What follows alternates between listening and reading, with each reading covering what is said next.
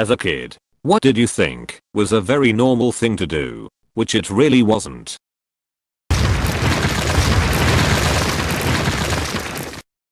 Having a path through the house, surrounded by boxes and junk stacked to the ceiling.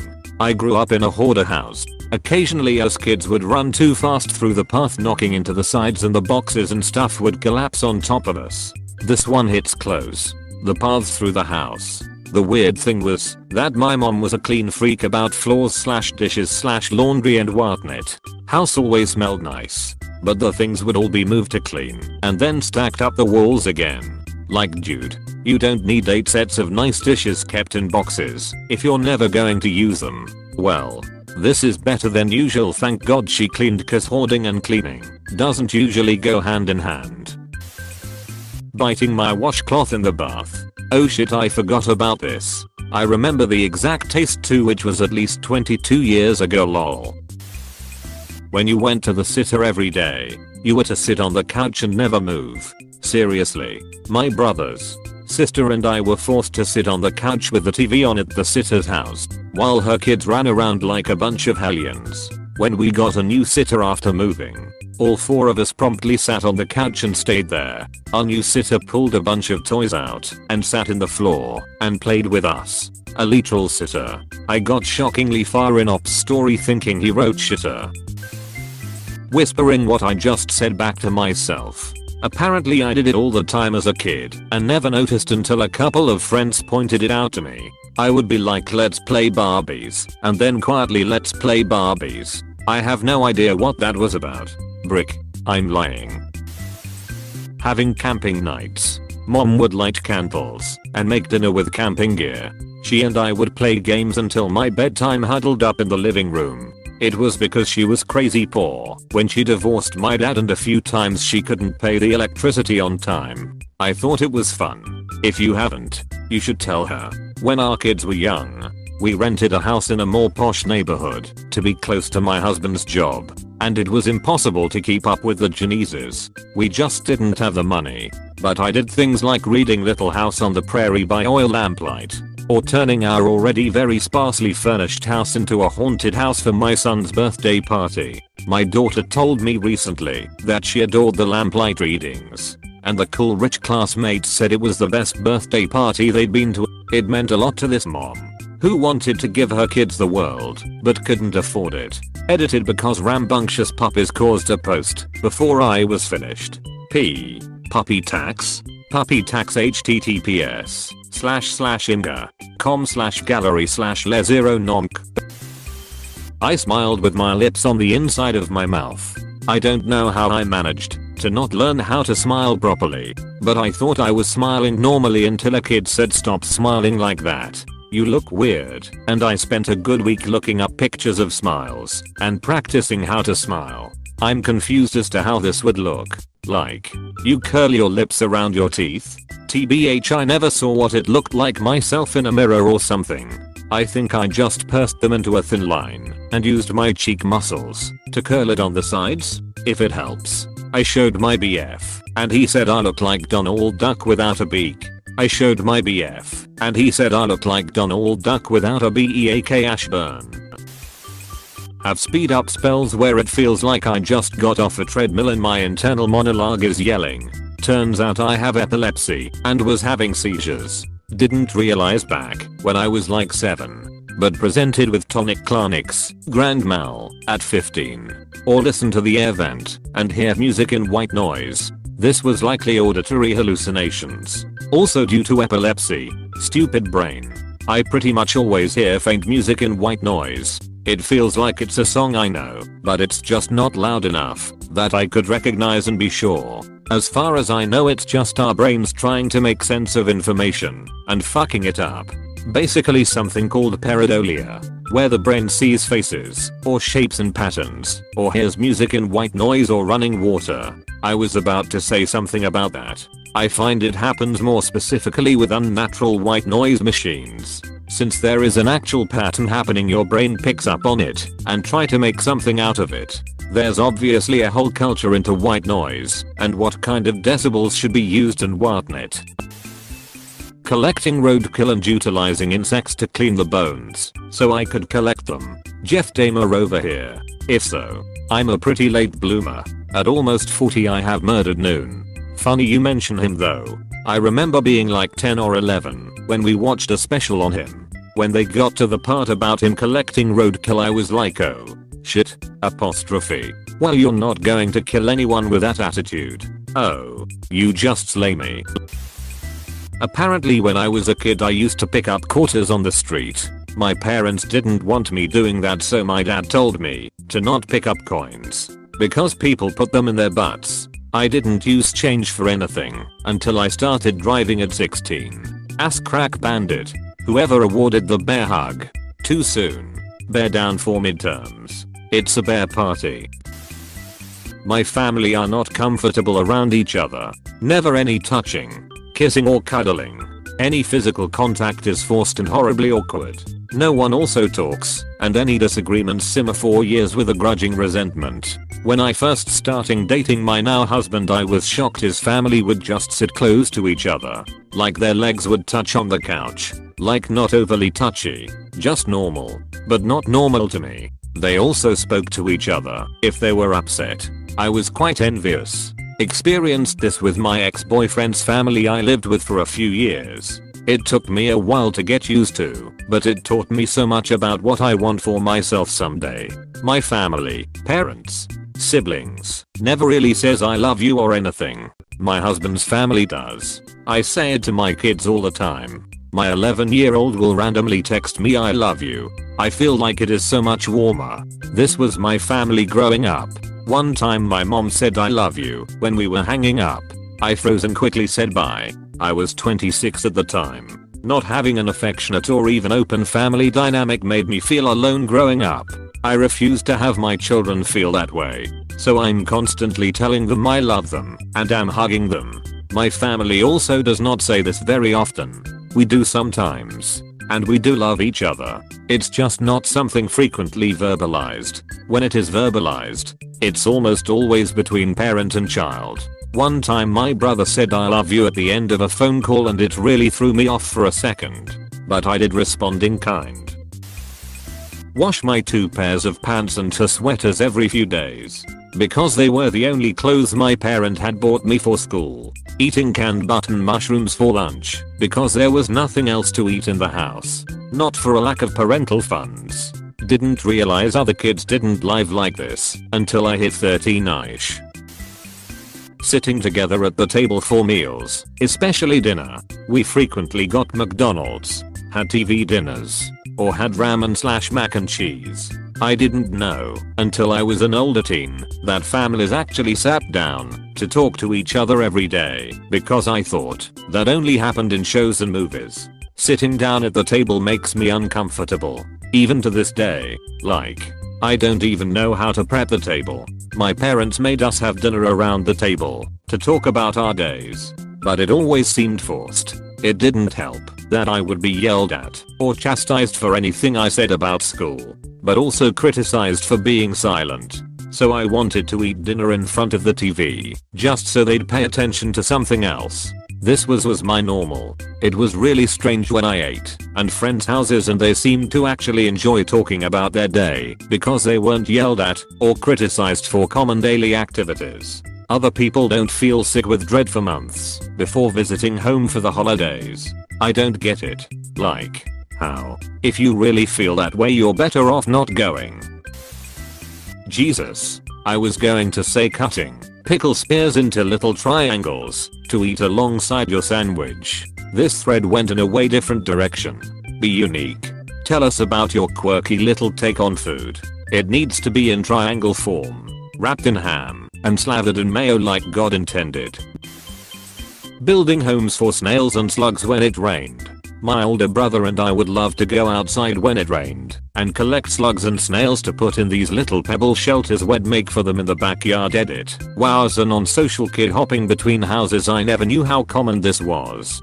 Thanks for the awards. We did this for Ollie Pollies and not just when it rained. They never appreciated it. Just went back under their log again. How dare they? If I were a Ollie Polly I would live in those quilty homes. I know, right? Oh, and I just remembered we'd make birds' nests too, and they would just pick them apart. We were indignant. Now I realize the birds were probably thrilled with our offering, but it didn't feel like it at the time. We'd spend hours and hours doing that stuff. I miss that. Thought it was completely normal to take care of your younger siblings. When I was younger, my single mother was a drug addict, and she had a really hard time waking up in the mornings to take care of my twin brothers. So before I went to school, I was about 8 to 9 at the time, when she began abusing drugs. I'd change my brothers' diapers, give them some bottles so when they woke up they could chill, and then I'd just go to school without her knowing. By the time I got home from school, she'd be up and playing with my brothers and making dinner. I didn't know she was on drugs until I was about 12 and just thought everyone's mom or dad did this. Also, my mother wasn't purposely neglectful or anything. She was a good mother and overall I had a good childhood. It was just unfortunate that she developed a drug habit and couldn't wake up in the morning / was sometimes out of it. However, she did lose custody of us for a while, got clean and eventually got us back. She's been clean for a couple years now, and while she isn't perfect, I do really appreciate how hard she tries. Edit. I really appreciate the rewards. I'm trying to reply to comments, but this is pretty much my first time using Reddit, and it confuses me. I really appreciate what others have to say, and I do need to state that my mom never purposely neglected me or any of my other siblings. In another comment I did go into depth about things, so I don't wanna repeat myself right now. I'm currently 18 years old BTW, and my mom has been clean for about 5 years or so. My twin brothers are now 11, and I have a 5-year-old brother and a 19-year-old sister. However, she didn't live with my mom when she was on drugs. She's a much better person today, and she's really regretful about her past drug abuse. She always tries her hardest to make sure we are happy, and although we don't have a lot of money and we aren't a perfect family, we aren't and have never been purposely neglected. My immediate family is very close, and my mom has also been in a relationship with her amazing boyfriend for 5 years now. He's also an ex-addict, so they are able to rely on each other. My mom isn't perfect, but I will always love her because I consider my childhood to be fairly good. I don't blame her for anything, although my experience was much more different than others. You aren't required to forgive your parents for their neglect, and you're allowed to be mad. I just moved past things, and I plan on going to therapy / counseling to talk about anything I may not be over. I'm going to try reading all the replies, but I'm really nervous about replying to them all.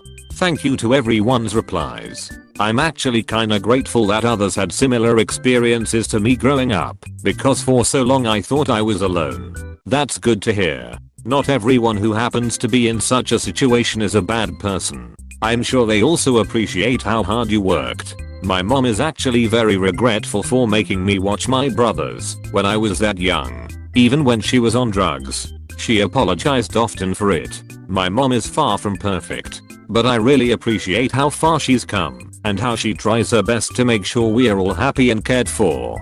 Close bracket. I just want to say I'm in awe of the forgiveness and grace you have for your mother. It's amazing. She and your siblings are lucky to have you. From a very random internet friend. I wish you all the joy in the world. Trusting everything people say to me. This is an underrated comment. For some reason I think I was born an idealist or something. I was told as a kid that lying is wrong because I clearly and intentionally lied once, and that we should always tell the truth. So I just thought that everyone told the truth, and if someone lied, their feelings would be hurt / immediately, as if somehow the person knew right away. So I've always trusted others 100%. I've slowly gotten depressed because thinking everyone else is right makes everything I think wrong. And now I'm trying hard to learn to not trust others always. If I might suggest an alternate idea, I'm exactly like you. I'm astoundingly naive. I don't like to haggle. I even tend to trust a lot of politicians. My wife thinks it's appalling, but I love being that way. Everyone can be a potential friend until they prove otherwise. All people are potentially doers of good until they show otherwise. Be naive and trusting and fight the apathy that rules this world.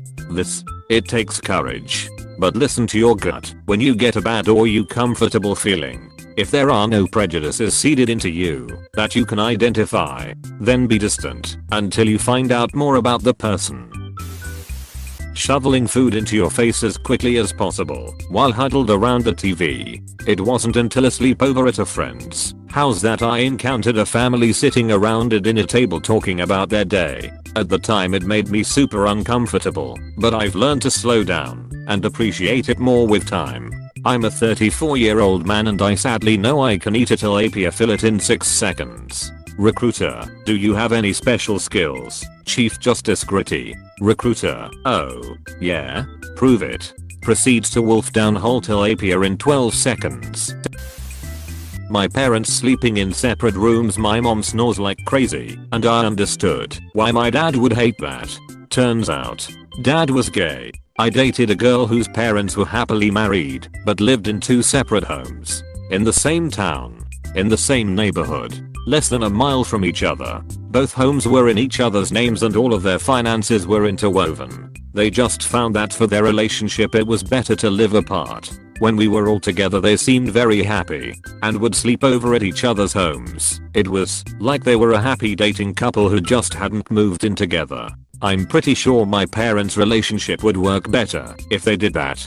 To be honest, I'm thinking of how great it sounds, but I know the finance side of me would start thinking of using one as a rental property and outweigh my own personal space with extra income. Score a 4plex. Rent out the other 2 apartments?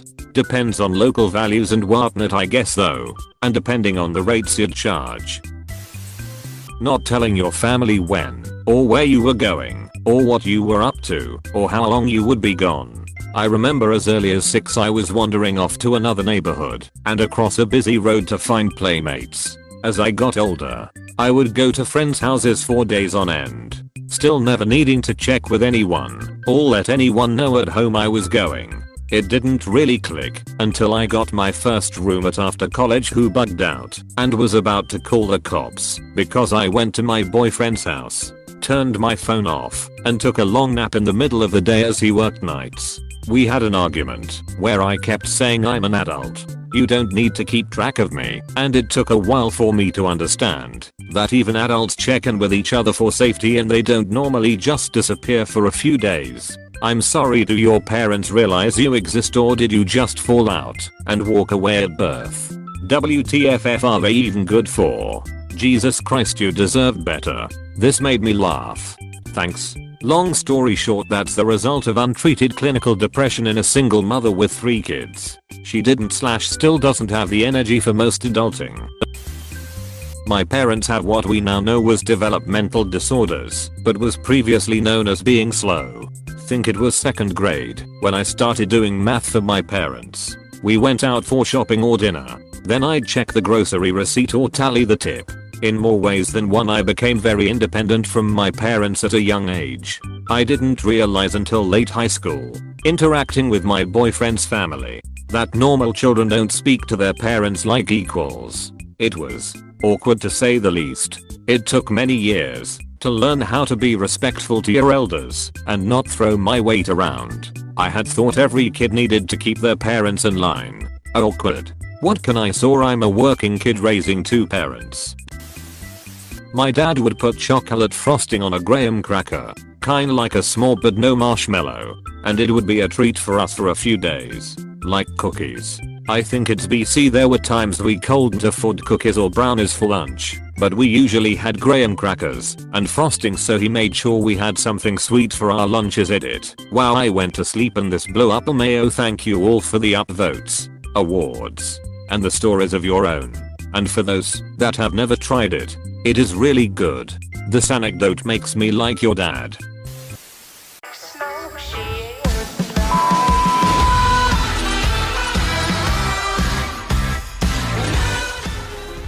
Thanks for watching. Like and subscribe for more videos.